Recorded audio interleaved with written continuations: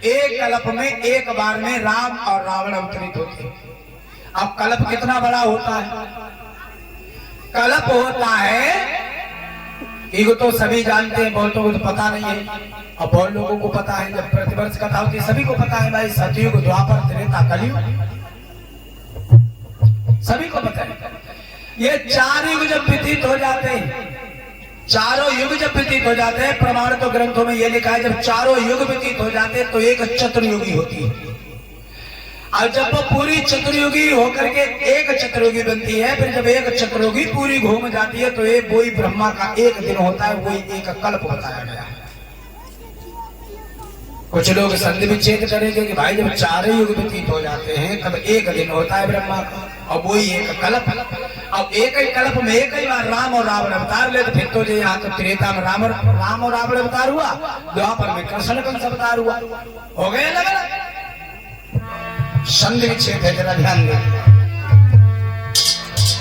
कालिका पुराण के स्कंद 36 में 41 प्रश्न पर लिखा हुआ है, जरा ध्यान दें। क्या?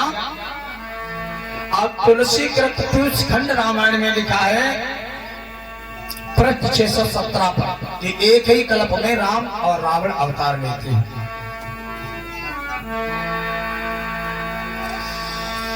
भूभूषर सर्वलोक सुहाई, कलान अंत त्यु जाति न साई।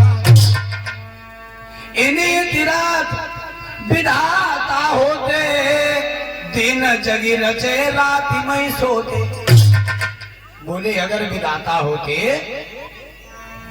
तो दिन में योग करते, रात में सृष्टि रचते, लेकिन ये सृष्टि सब तपबल से रची हुई है। तपबल का योग ब्रह्मा जी को बताया गया कि आप सृष्टि की रचना करो, तो ब्रह्मा जी भाई सृष्टि के रचयिता है, भगवान विष्णु सृष्टि के पालनहार है, और भगवान भोलेनाथ सृष्टि के संहारक है। जो ऊंच नीच चले सब काट पीट के बराबर करते रहो।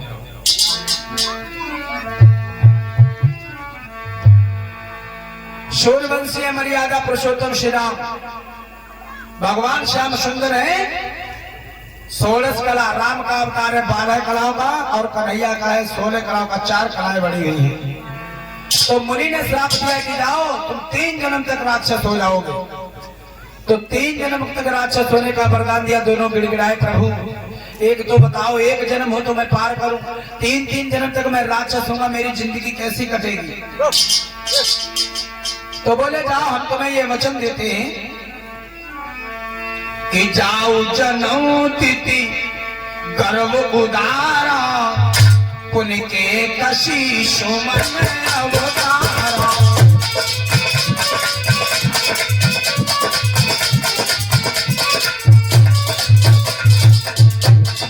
बोले जाओ कश्यप की पत्नी दिति के गर्भ से जाओ अवतार लो जाकर के, वही रावण हुआ। जाओ दिति गर्भ उदारा, जाओ जनऊ तिथि गर्भ उदारा, पुण्य के कशी सुमन अवतारा।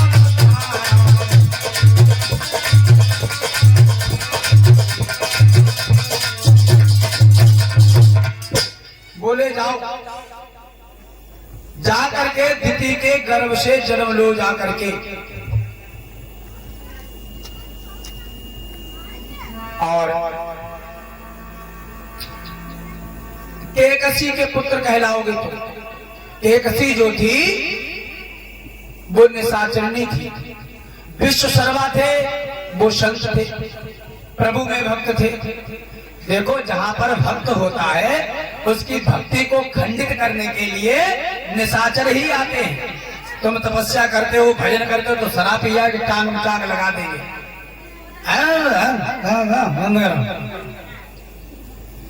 तो जहां पर वो आराम से तपस्या कर रहे थे, और ये केकसी जो है ना, कश्यप की पत्नी दिति, और ये जो केकसी थी वो माली सुमाली, ये 2 थे। तो सुमाली की कन्या थी केकसी, और केकसी आकर के मेरे भैया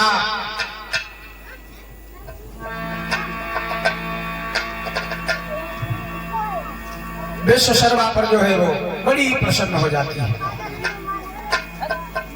बोले तुम्हारे समान को पुरुष। और देखो एक बात और याद रखो, जब आदमी अपनी शक्ति से नहीं जीतता है तो वो दूसरी तरफ से ऐसी विख्यात लगाएगा जिससे तुम्हें नीचा दिखाना पड़ेगा। शुमाली माली ने सोचा कि देवता पर विजय पाना इतनी आसान है नहीं। ऐसा काम करो कि विश्वशर्मा जो है ना वो बड़े वीर हैं और बड़े तपस्वी हैं, महात्मा भी हैं, तो इसलिए ऐसा करो हम अपनी पुत्री को भेज देते हैं और जाकर के ये पहुंच जाएगी तो संधि हो जाएगी और उनके वीर प्रताप से जो बालक पैदा होगा उसी के द्वारा हम इनका सर्वनाश कराएंगे। ये विचार बनाया माली शुमाली। तो केकसी पहुंची विश्वशर्मा के पास में। समय पाई दित के उड़ जाई, रहे गर्भ शो परश बिताई। काफी समय व्यतीत हो गए, जब समय हो गया इधर जब गर्भवती हो जाती है कौन,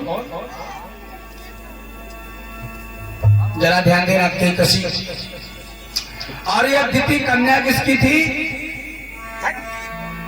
दक्ष प्रजापति की, जिनकी सती मैया थी। दक्ष प्रजापति की ही कन्या थी दिति। इधर मेरे भैया जब काफी समय व्यतीत होता चला गया तो विश्वशर्मा को जब केकसी मिली और केकसी के उदर से दशानन रावण का जन्म होता है। जरा ध्यान दें। कुंभकर्ण बढ़ते जाई, ऑस्ट्रेलिया बने खल पाई। अरे एक बार तीन के ही चलागी, विष्णु राम मनोज तन जागी।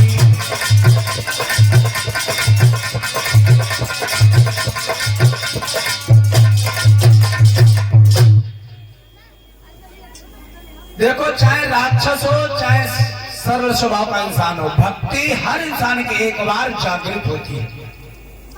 कभी कभी आपने देखा होगा लोग कहते हैं अरे हमारे दो मन हो गए, एक मन कहता है ये काम कर ले, एक मन कहता है वो काम कर ले।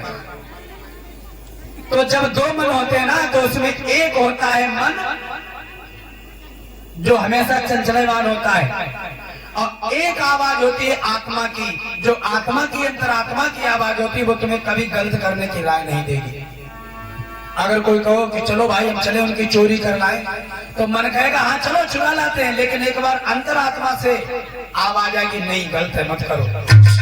पर आदमी आत्मा के नहीं सुन मन के पास भाज पड़त पीछे।